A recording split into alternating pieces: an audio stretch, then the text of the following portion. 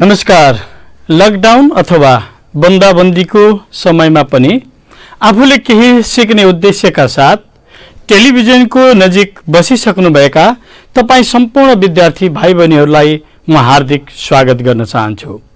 तपाईको उद्देश्य पूरा गर्नका निमित्त प्याप्सन रूपन्देहीले सञ्चालन गरिरहेको यस शैक्षिक कार्यक्रममा म तपाईहरूलाई नेपाली विषयवस्तु अध्यापन गराउनका निमित्त उपस्थित भइसकेको छु। मलाई विश्वास छ सम्पूर्ण विद्यार्थी भाइ बहिनीहरू तयारी अवस्थामा हुनुहुन्छ। तपाईँ त्यो तयारी अवस्थामा रहनुभएका प्रति म हार्दिक आभार र धन्यवाद पनि व्यक्त गर्न चाहन्छु। विद्यार्थी भाइ बहिनीहरू, हामीले व्याकरण खण्ड अहिले यति बेला अध्ययन गरिरहेका छौं र त्यसमा पनि हामी शब्द वर्गको अध्ययन गरिरहेका छौं। शब्द वर्ग स्रोतका हिसाबले, बनोटका हिसाबले र कार्यका हिसाबले तीन भागमा वर्गीकरण हुने र हामी कार्यका हिसाबले हामी यसका वर्गीकरणहरू या यसका हाँगा अथवा शाखाहरू शब्द वर्गलाई के कति भागमा विभाजन गरिएको छ त्यस विषयमा अध्ययन गरिरहेका छौं। सबैभन्दा पहिले हामीले शब्द वर्गलाई दुई भागमा विभाजन गर्यौं। एउटा विकारी रूप चल्नेको रूपमा र अर्को अविकारी रूप नचल्ने रूपमा। यो विद्यार्थी भाइ बहिनीहरूलाई जानकारी भइसकेको छ। हामी विकारी पद अन्तर्गत छौं। हिजोको कक्षामा हामीले नाम सर्वनामको विषयमा पढिसकेका छौं।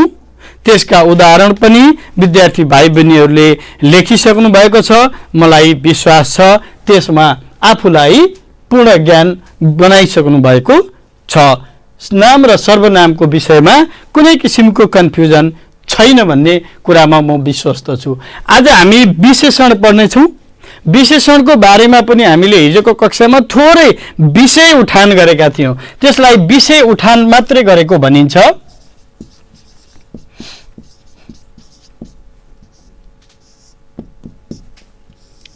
विशेषण हामीले हिजो भनेका थियौं नाम अथवा सर्वनाम यी दुवैको गुण दोषको विशेषता बुझाउने, जसलाई हामी विशेषण भन्दछौं।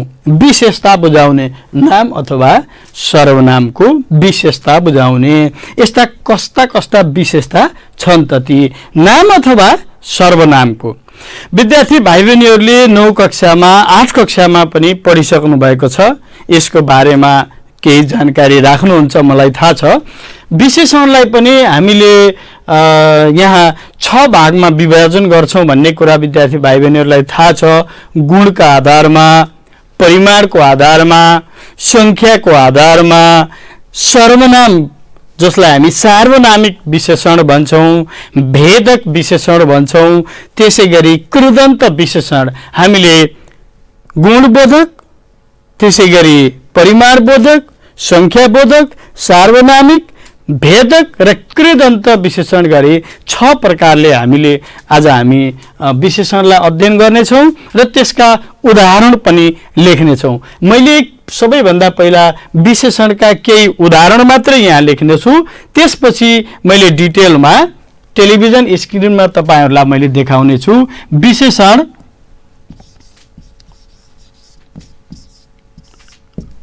राम्रो हामीले एउटा उदाहरण लिन सक्छौं।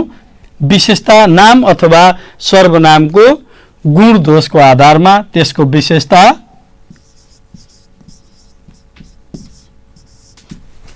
ठूलो लिन सक्छौं हामीले।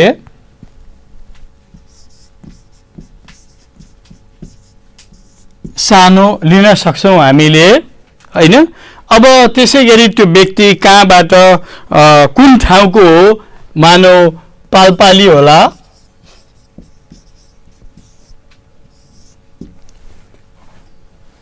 त्यसैगरी अर्को उदाहरण मैले क्रमशः लिनेछु।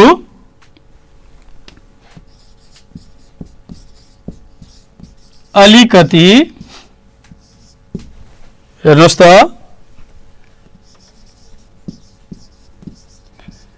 धेरै, थोरै, प्रशस्त,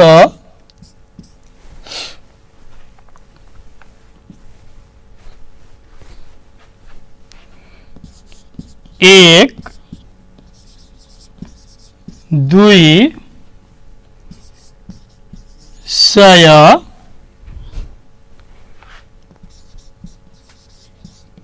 पहिलो दोस्रो अरु थप उदाहरणहरू हामीले केही समय पछि चर्चा गर्नेछौँ। देखिराख्नु भएको छ हो, यो त्यो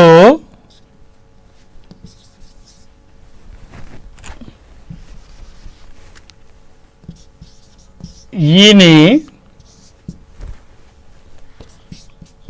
तिनी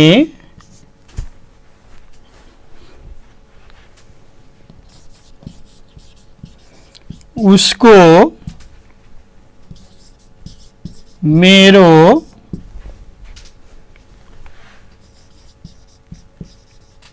आफ्नो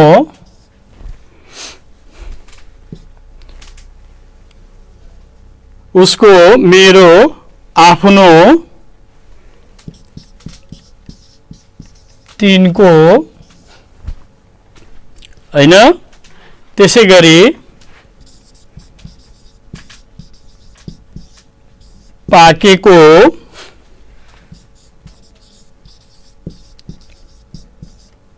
सुकेको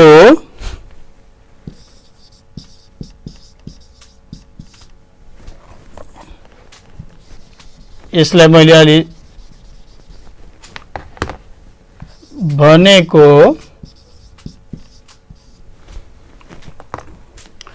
ल। विद्यार्थी भाइ बहिनीहरूले यहाँ केही उदाहरणहरू देख्नुभयो हैन। मैले यसका प्रकारकै आधारमा यहाँ तपाईलाई उदाहरण देखाउन खोजिरहेको छु। राम्रो ठुलो सानो पालपाली, अब हामीले हिजो पनि भनेका थियौं कि एउटै व्यक्तिको त्यसका गुण दोष रहन सक्छन्। गुण दोषका आधारमा त्यसका के विशेषता रहने हैन। अग्लो छ मान्छे भने त्यसलाई अग्लो भन्न सकिन्छ, होचो पुड्के भन्न सकिन्छ, मोटो भन्न सकिन्छ, मोटे भन्न सकिन्छ हैन। ठुलो टाउको छ टाउके भन्न सकिन्छ। विविध किसिमका विशेषताहरू रहन्छन् गुणका आधारमा हैन। त्यसैगरी कति त हामीले अहिले छलफल गर्नेछौँ पछि कस्तो कति कत्रो आदि प्रश्नको उत्तरमा आउनेहरू विशेषण हुनेछन् भनेर चर्चा गर्नेछौँ। विद्यार्थी भाइ बहिनीहरूले मलाई ध्यान दिनु होला।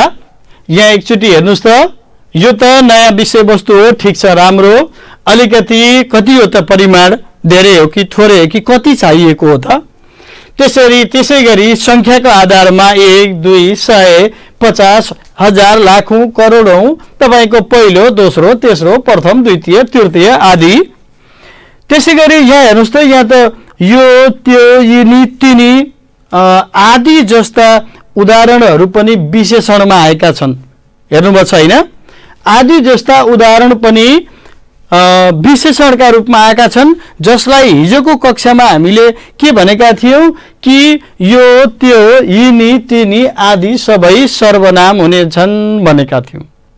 अब विद्यार्थी भाइ बहिनीहरू अलिकति झुक्किने कन्फ्युजन हुने पनि यहीँनिर हो। मैले यसलाई थोरै फोकस गर्न चाहन्छु कि यो त्यो यिनी तिनी हिजो सर्वनामको रूपमा प्रयोग भए पनि काल परिस्थिति ठाउँ आदि अनुसार यिनीहरू विशेषणको रूपमा पनि प्रयोग हुन्छन्। यिनीहरू विशेषण पनि हुन सक्छन् तर वाक्यमा प्रयोगको आधारमा। जस्तै यिनीहरू कति बेला विशेषण हुने, यिनीहरू विशेषण हुनका लागि यिनको अगाडि नाम पदको प्रयोग हुनुपर्छ है। यो बल, ल हेर्नुस् त, बल नाम पद हो। प्रश्न हुनुहुन्छ नि हैन, बल नाम पद हो।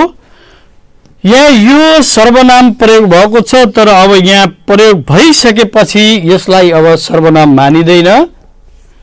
जब नाम पदको अगाडि यो यदि प्रयोग हुन्छ भने त्यसलाई हामी विशेषण हुनेछ, विशेषण भन्नेछौँ, जो सार्वनामिक विशेषण अन्तर्गत पर्नेछ। के अन्तर्गत पर्नेछ? सार्वनामिक विशेषण अन्तर्गत पर्नेछ। तपाई यसमा ढुक्क हुनुहोस्, आफूलाई क्लियर गराउनुहोस् है। त्यो पुस्तक, त्यो कलम, ल हेर्नुहोस् है, यिनी केटाहरू, यिनी पुस्तक, तिनी पुस्तक, यिनीले समीपवर्ती जनाउँछ अनि त्यो अथवा तिनीले दूरवर्ती जनाउँछ। जो हामीले हिजो सर्वनाम पढ्दाखेरि समीपवर्ती नजिक जनाउने र दूरवर्ती टाढा जनाउने हामीले हिजोको कक्षामा यस बारेमा चर्चा गरेका छौँ। मैले तपाईलाई थोरै सम्झना मात्रै गराएँ। त्यसै गरी विशेषण हुने अर्को आधार के पनि छ भने विद्यार्थी भाइ बहिनीहरू, हामीले कोकाकी, रोरारी र नोनानी यी षष्ठी विभक्तिहरू पढेका छौँ हैन। कोकाकी, रोरारी र नोनानी षष्ठी विभक्ति लागेका सबै शब्दहरू विशेषण हुने भनेर बुझ्नुहोस्। अहिले हामी भेदक विशेषणको रूपमा हामी अहिले आउने छौँ। कोकाकी, रोरारी र नोनानी लागेका, ल हेर्नुहोस् त, कोकाकी, रोरारी र नोनानी जस्ता षष्ठी विभक्ति लागेका शब्दहरू पनि विशेषण हुने। तपाईँ आफ्नो कपीमा लेख्नुहोस् है।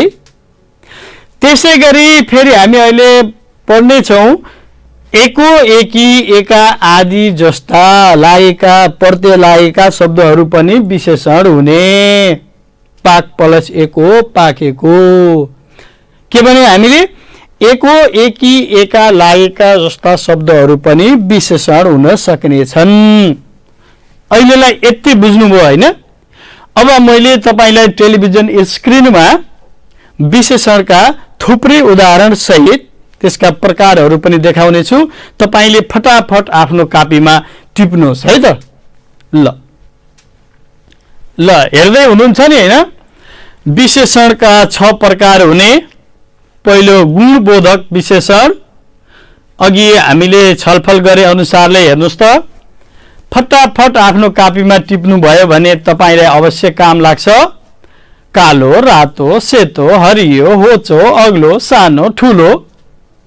तपाईँ आफै हेर्दै हुनुहुन्छ, त्यसैले मैले फटाफट पढ्दैछु हैन। झापाली हो कि नेपाली हो कि भारतीय हो कि हैन, चिनिया हो कि, यी सबै उसको गुण बोधक अन्तर्गत पर्नेछन्। भोजपुरी हो कि, गफारी पो हो कि, नेवारी पो हो कि, पित्तलबाट बनेको पित्तले हो कि, फलामे हो कि आदि जस्ता शब्दहरू गुणबोधक विशेषण अन्तर्गत पर्ने।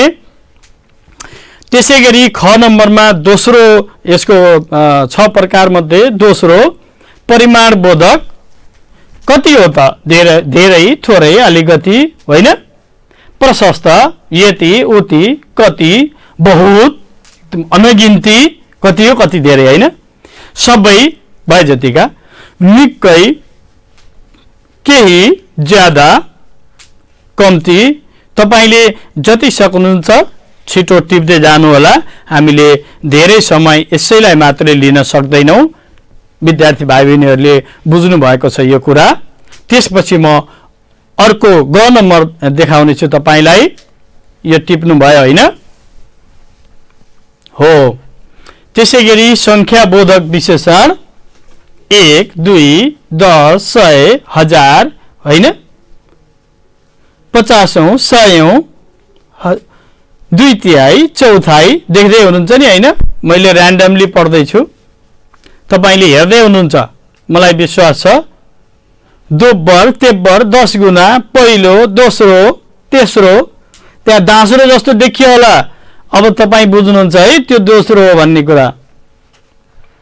ल हेर्नुहोस् त, अर्को चौथो नम्बर अब सार्वनामिक विशेषण, सर्वनामबाट बन्ने विशेषण। हेर्नुहोस् त, यो घर, घर नामपद हो, त्यसको अगाडि यो प्रयोग भयो भने त्यो प्रयोग भएको सर्वनाम स्वत विशेषण हुनेछ। त्यो रुख, रुख चाहिँ नामपद हो, तपाईलाई थाहा छ नि होइन। ल हेर्नुहोस् त, जोसुकै मान्छे, जस्तो रूप, को मान्छे, कोही साथी, यी सर्वनामहरू प्रयोगका आधारमा विशेषण हुन सक्ने छन्। तपाईँ यसमा प्रश्न हुनुहोला। प्रयोगका आधारमा यी सर्वनामहरू विशेषण हुन सक्ने छन् हामी विशेषणको अर्को 9 नम्बर हेर्छौं। अब ल हेर्नुस् त भेदक विशेषण। ल हेर्नुस् अब रामको भाइ, उसका साथीहरू, उनकी बहिनी। हेर्नुस् त राम नाम पद हो तर त्यसमा षष्ठी विभक्ति प्रयोग भएको छ र सँगसँगै रामको पछाडि पनि नामपदकै प्रयोग भएको छ। सो अवस्थामा कोकाकी रोरारी नोनानी लागेका षष्ठी विभक्ति लागेका ती सबै शब्दहरू के हुन सक्नेछन्? विशेषण हुन सक्नेछन्। रामको भाइ, उसका साथीहरू, उनकी बहिनी, मेरो गाउँ, हैन, तेरा किताबहरू, मेरी आमा, हामी सर्वनाम हो तर हाम्रो, हाम्री, यिनीहरू के हुन सक्ने? विशेषण हुन सक्ने। के आधारमा?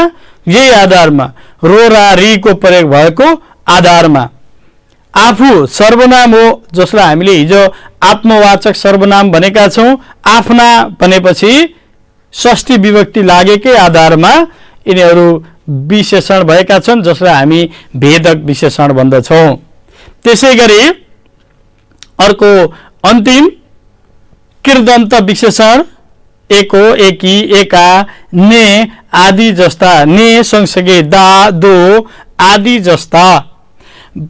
आदि जस्ता प्रयोग भए प्रत्ययहरू प्रयोग भएका शब्दहरू पनि विशेषण हुने। हेर्नुस् त सुनेको कुरा, घुमेका ठाउँहरू, देखेकी केटी, देख प्लस एकी, देखेकी, सुन प्लस एको, सुनेको, घुम प्लस एका, घुमेका। ल हेर्नुस् त फूल प्लस दो, फूल दो दा भनेका छौं नि हामीले। बढ्दा मान्छेहरू, बढ्दा आदि जस्ता विशेषण हुन सक्ने छन्। विशेषणको बारेमा तपाई प्रश्न हुनुभयो भन्ने मलाई विश्वास छ, किनभने हामीले केही उदाहरण पनि लियौं यहाँ विशेषणका उदाहरणहरू। त्यसैगरी यसका प्रकारहरू सहित अन्य थप उदाहरणहरू पनि हामीले यहाँ देखायौं। मैले तपाईलाई प्रस्तुत गरेँ, तपाईले पनि आफ्नो कापीमा प्रस्तुत गरिसक्नु भएको, लेखिसक्नु भएको छ। मलाई विश्वास छ विशेषणको बारेमा पनि अब तपाई धेरै कन्फ्युजन हुनुहुन्न। त्यसो भए अब हामी विशेषण पश्चात अर्को के विषय वस्तु पढ्ने छौं? अब यसपछिको पालो भनेको क्रियापदको हो। अब त्यही क्रियापद पढौं है त। ल हेर्नुस् त अब क्रियापद हामीले यसका प्रकारहरू भन्दा पनि पहिला क्रियापद के हो भन्ने कुरा जान्नुपर्छ। विद्यार्थी भाइ बहिनीहरूलाई थाहा छ, मैले थोरै सम्झना मात्रै गराएँ। जसले वाक्य टुङ्ग्याउँछ, वाक्य टुङ्ग्याउने शब्दलाई क्रिया भनिन्छ, क्रियापद भनिन्छ। अनि धातुमा नु लागेर क्रिया बन्दछ। पढ प्लस नु, पढ्नु। त्यही पढ्नु क्रियाबाट पढ्छ भन्ने चाहिँ क्रियापद बन्दछ। ल हेर्नुस् त पढ्छ, पढ धातुमा छ प्रत्यय लागेर यो क्रियापद हो। विद्यार्थी भाइ बहिनीहरूलाई थाहा छ यो क्रियापद हो। र क्रिया र थोरै क्रियापदमा पनि फरक छ।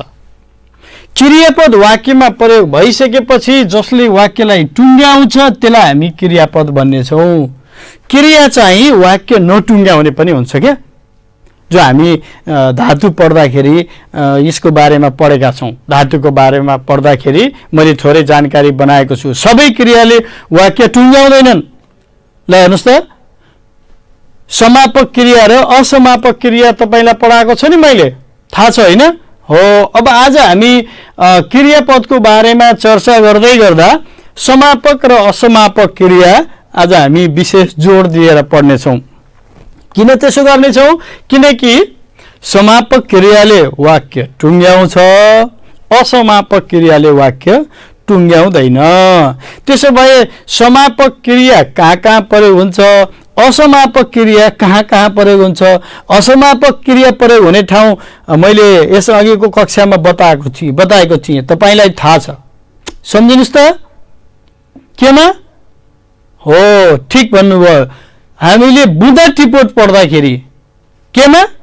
बुँदा टिपोट पढ्दाखेरि हामीले असमापक क्रियाको प्रयोग गर्नुपर्छ है भनेर हामीले व्यापक चर्चा गरेका छौँ। त्यसैले मलाई विश्वास छ मेरा विद्यार्थी भाइ बहिनीहरूले त्यहाँनिर बुझ्नु भएको थियो कि हामी बुँदा टिपोट गर्दा कहिल्यै पनि समापक क्रियाको प्रयोग गर्दैनौँ। यसलाई समापिका क्रिया पनि भनिन्छ।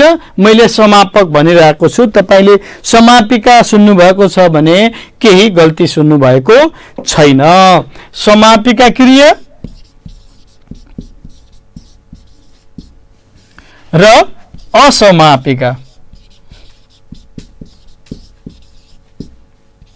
ल हेर्नुहोस् त, वाक्य टुङ्ग्याउने क्रिया समापिका क्रिया जस्तै पढ्छ, समापिका क्रिया। वाक्य नटुङ्ग्याउने क्रिया असमापिका। हेर्नुहोस् त, अघिको पढेको हामीले विशेषणमा पढेका थियौं। यी असमापिका क्रियाहरू कति विशेषण हुन सक्छन्, कति अव्यय हुन सक्छन्। यिनको यहाँ शब्द वर्गमा फेरि आफ्नै स्थान हुनेछ। यो असमापिका क्रियाको। समापिका क्रिया त क्रियापद नै भइहाल्यो। यो शब्द वर्गमा रेखाङ्कित शब्दको शब्द वर्ग छुट्याउनुहोस् भन्नेमा असमापिका क्रियाहरूको फेरि क्रियापदमा ठाउँ रहने छैन, क्रियापद भन्ने छैनौं। त्यहाँनिर हामीले के भन्ने छौं? कुनै विशेषणको रूपमा होलान्, कुनै अव्ययको रूपमा होलान्। त्यो हामी पछि छलफलका क्रममा आउनेछ कि उनीहरूको आफ्नै स्थान हुनेछ। तर समापिका क्रियाहरू जे छन् यिनी चाहिँ सबै क्रियापद नै हुनेछन्। अब मैले समापिका क्रियाका पढ्छ, लेख्छ, खान्छ, भन्छ, सुत्छ, उड्छ, यी मैले सामान्य वर्तमान कालका क्रियापदहरू मात्रै प्रयोग गरेँ। अब त्यसैलाई तपाईले भूतकालमा प्रयोग गर्नुहोस्, त्यसैलाई भविष्यकालमा प्रयोग गर्नुहोस्, जे होस्। अहिले तपाईले बुझ्नुपर्ने भनेको के हो भने समापिका क्रिया के, असमापिका क्रिया के। समापिका क्रियाको स्थान कहाँ? समापिका क्रियाको स्थान क्रियापदमा। असमापिका क्रियाको स्थान चाहिँ शब्द वर्गमा चाहिँ विशेषण पनि होला या अव्यय पनि होला। त्यो चाहिँ हामी थप पढ्नेछौँ। अब भने म तपाईलाई समापिका क्रिया र असमापिका क्रियाका केही थप उदाहरणहरू मैले टेलिभिजन स्क्रिनमा देखाउने छु। तपाईले फटाफट गरी टिप्नुहुनेछ। ल हेर्नुहोस् त, समापक र असमापक क्रियापद। वाक्यलाई पूरा गर्ने वा नगर्नेका आधारमा समापक र असमापक गरी क्रियापदहरू दुई प्रकारले विभाजन गरिएको छ। ल हेर्नुहोस् त, त्यहाँ भनिएको छ लिङ्ग, वचन, पुरुष, काल, पक्ष, अर्थ, वाच्य आदिका आधारमा परिवर्तन पनि गर्न सकिन्छ। त्यसै गरी उदाहरण पनि दिएको छ त्यहाँनिर। तपाईले त्यो उदाहरण फटाफट गरी लेख्न सक्नुहुन्छ। राम घर गयो, राम घर गयो। गयो भन्ने शब्दले वाक्यलाई टुङ्ग्यायो र क्रियाको काल व्यापार पनि गर्यो, कार्यभार पनि पूरा गर्यो। त्यस कारणले गयो क्रियापद हुने। उनीहरू आएछन्। भाइ खेल्दै छ। यदि खेल्दै मात्रै हो भने त्यो चाहिँ असमापक क्रिया हुनेछ। खेल्दै छ पुरा अन्डरलाइन हुनेछ, त्यस कारणले समापक क्रिया हुनेछ। सीता पोखरा जाली, जाली। ल हेर्नुहोस् त, यो चाहिँ के हो?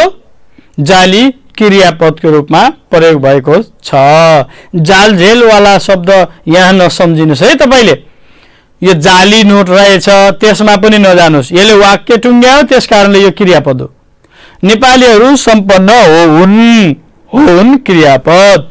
त राम्ररी पढ, यहाँ पढ धातुको रूपमा नसम्झिनु होला। फेरि द्वितीय पुरुषमा के हुन्छ कि पढ भन्ने हुँदैन, त्यस कारणले द्वितीय पुरुषमा अन्तिम शब्दको उच्चारण के हुन्छ, व्यञ्जन वर्णकै हुन्छ। त राम्ररी पढ, यहाँ धातु होइन, यो क्रियापदको रूपमा आएको छ। त्यस्तै गरी अर्को हामी असमापक क्रियाको उदाहरण हेर्छौं अब।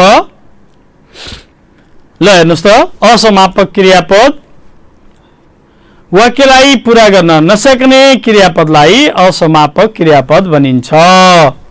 यिनको शब्दवर्गको आधारमा नाम पनि हुन सक्छन् कुनै, विशेषण पनि हुन सक्छन् कुनै, अव्यय पनि हुन सक्छन् कुनै। त्यहाँ मैले तपाईलाई सजिलोको निमित्त रंगीन बनाइदिएको छु। त्यो रंगीनको फेरि स्थान कहाँ छ त? ल हेर्नुस् त, पढ्न जाँदा मातेको भेटेर नडराई, बढ्नाले नडराउनु, हिँडाई आदि जस्ता शब्दहरूलाई रंगीन बनाइएको छ। तिनको शब्दवर्गमा स्थान कहाँ हुने? पढ्नको क्रियायोगीमा, जाँदाको क्रियायोगीमा, मातेको अघि हामीले एको, एकी, एका लागेका विशेषण हुने भनेर पढाएको छौं नि, मातेको विशेषण हुने, भेटेर क्रियायोगी हुने, नडराई क्रियायोगी हुने, बढ्नाले क्रियायोगी हुने, हिँडाई नाम हुने, नडराउनु पनि नाम हुने आदि जस्ता उदाहरणहरू तपाईले आफ्नो कापीमा पनि लेखिसक्नु भयो र केही कुरा पनि बुझिसक्नु भयो। यसरी हामीले अब क्रियापदलाई पनि यही सम्पन्न गर्न गइरहेका छौं। समापिका क्रिया, असमापिका क्रिया, वाक्य टुङ्ग्याउने र वाक्य नटुङ्ग्याउने आधारमा क्रियापदलाई दुई भागमा हामीले विभाजन गर्यौं। अब हामीसँग धेरै समय नभए पनि तपाईलाई थाहा छ मैले कति समय कक्षा लिन्छु भनेर घडी हेरेर बसिराख्नु भएको होला सायद। अब हामी विकारी पद अन्तर्गतका सबै पढिसक्यौं भने अविकारी पदलाई हामी थोरै चर्चा गर्छौं। ल हेर्नुस् त, अविकारी पद अन्तर्गत के पर्दछन् भन्नुस् त? नामयोगी, त्यसपछि क्रियायोगी, त्यसपछि भन्नुस् त, मैले बिर्सिहाले हो, संयोजक, त्यसपछि भन्नुस् त, गुड, विस्मयादिबोधक। तपाईले मनमा भनेको कुरा मैले यहाँ सुनेको है, तपाईले मलाई विश्वास छ मनमा भनिराख्नु भएको छ, मैले सुनेर यहाँ लेख्दैछु है। त्यसपछिको भनिदिनुस् त, गुड, निपात। ल तपाईले मनमा भन्दै गर्दा मैले यहाँ टिप्दैछु है त, त्यसैले तपाईँ र हामी टाढा छैनौं। आज हामीसँग थोरै समय छ, नामयोगीको बारेमा चर्चा गरिहालौं है। तपाईले सुन्नु भएको छ, 9 कक्षामा पनि पढ्नु भएको छ, नामिक पद भन्ने। नामिक पद जस नाम, सर्वनाम र विशेषणलाई नामिक पद भन्छौं। यसलाई हामीले यसरी परिभाषित गरौं, नाम पद अथवा नामिक पद हैन।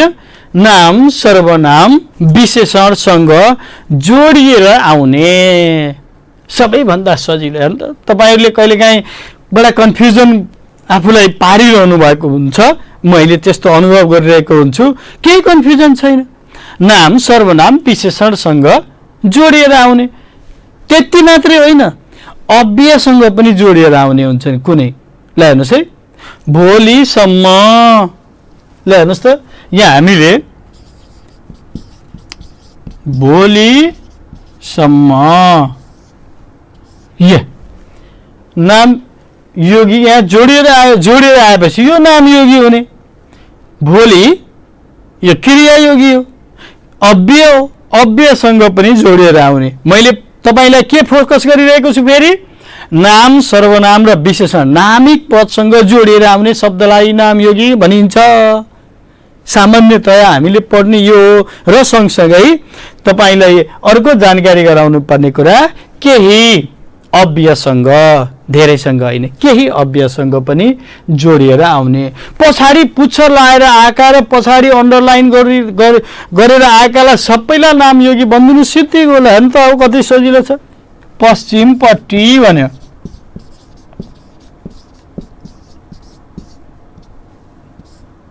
डेङ्ग एउटा टीकामा आयो अनि पछाडिको पुच्छरमा मात्रै टीका लगाइदियो के। सामान्य साधारण भाषामा भनिरहेको छु है मैले, फेरि पछाडि जुन लिएर आयो ल हेर्नुहोस् त, तर एउटै टीकामा हुनु पर्यो है। यी यस्ता शब्दहरू सबै नामयोगी हुनेछन् जो नामसँग, सर्वनामसँग, त्यसै गरी विशेषणसँग र अव्ययसँग जोडिएर आउनेछन्। खोलावारी भन्छ होइन हामीले, खोलावारी। तपाईलाई थाहा भइसकेको छ कि आज हामी थोरै उदाहरण मात्रै पढ्दैछौँ होइन नामयोगीको बारेमा, किनकि हामीसँग समयको पनि अभाव छ। त्यसैले खोलावारी भन्यो, ट्याक्क पछाडि अन्डरलाइन गरिदियो नामयोगी। खोलापारी भन्यो, हेर्नुहोस् त, खोलापारी एउटै टीकामा। अब अर्को फेरि हामीले यहाँ नामयोगी पढ्दै गर्दा केही समय अघि मैले हिजो पढाएका सर्वनामहरू विशेषण पनि हुन सक्छन् भनेर तपाईलाई सिकाइसके मैले कि प्रयोगका आधारमा। यहाँ नामयोगी पनि हामी पढ्छौँ। ती सबै नामयोगीहरू नामयोगी मात्रै हुने छैनन्। के हुने छैनन्? यहाँ पढ्ने सबै नामयोगीहरू नामयोगी मात्रै हुने छैनन्, ती क्रियायोगी पनि हुन सक्छन्। त्यसैले तपाईले विशेष ध्यान दिनु पर्छ। यसका उदाहरण पनि म भोलिको कक्षामा चर्चा गर्नेछु। तर मैले अघि भने जस्तै के भयो भने नामयोगी हुने, के भयो भने क्रियायोगी हुने। पहिला नामयोगी के भयो भने, जस्तै यो भित्र भन्ने शब्द, भित्र भन्ने शब्द नामयोगी पनि हो, यो क्रियायोगी पनि हो। ल हेर्नुहोस् त, जस्तै अब नामयोगी हुनको लागि के चाहिन्छ? हो, नाम, सर्वनाम, विशेषण अथवा अव्ययसँग जोडिएर आउनुपर्छ नामयोगी हुनलाई। क्रियायोगी हुनलाई जोडिएर आउनु पर्दैन, जोडिएर आएको क्रियायोगी हुँदैन। त्यसो भए के भए जोडिन्छ सर, के भए जोडिन्न, यो पनि तपाईलाई जिज्ञासा हुन सक्छ। त्यति मात्र जिज्ञासा आजलाई मेटौँ है। ल, अनि झोला भित्र मैले एउटा शब्द लेखेँ, झोला भित्र हैन, झोला भित्र यहाँ एउटै ढुकामा ट्याक्क आयो। त्यस्तै ढोका बाहिर,